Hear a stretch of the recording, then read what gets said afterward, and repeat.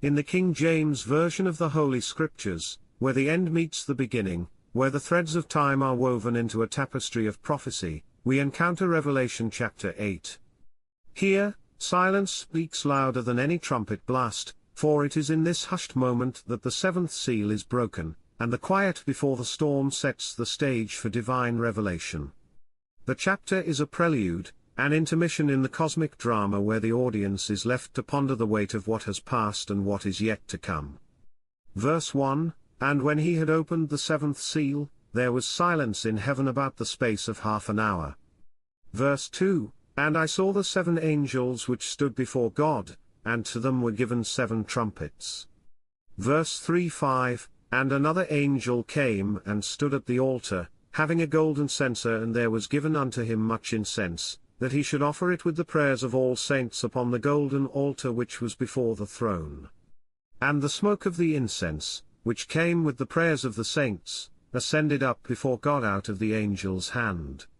And the angel took the censer, and filled it with fire of the altar, and cast it into the earth, and there were voices and thunderings, and lightnings, and an earthquake. Verse 6, And the 7 angels which had the 7 trumpets prepared themselves to sound.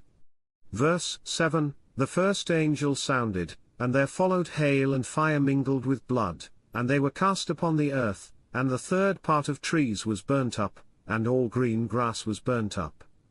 Verse 8-9, And the second angel sounded, and as it were a great mountain burning with fire was cast into the sea, and the third part of the sea became blood, and the third part of the creatures which were in the sea, and had life, died, and the third part of the ships were destroyed. Verse 10-11, And the third angel sounded, and there fell a great star from heaven, burning as it were a lamp, and it fell upon the third part of the rivers, and upon the fountains of waters, and the name of the star is called Wormwood, and the third part of the waters became wormwood, and many men died of the waters, because they were made bitter. Verse 12, And the fourth angel sounded, and the third part of the sun was smitten, and the third part of the moon, and the third part of the stars, so as the third part of them was darkened, and the day shone not for a third part of it, and the night likewise.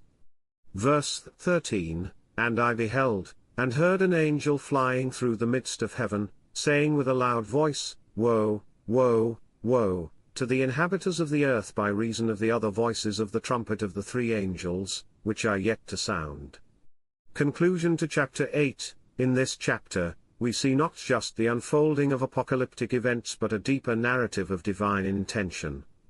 Each trumpet blast is not merely destruction but a call to see beyond the physical, to understand the spiritual battle that rages behind the veil of our daily lives.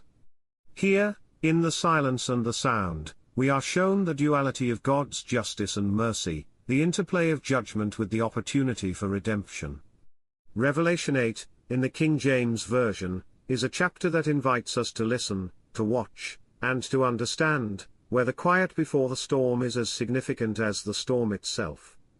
In this sacred pause, we are reminded that while the world may tremble, the purpose of these events is not just to destroy but to purify, to call back the wayward, and to set the stage for the ultimate revelation of divine love amidst the chaos.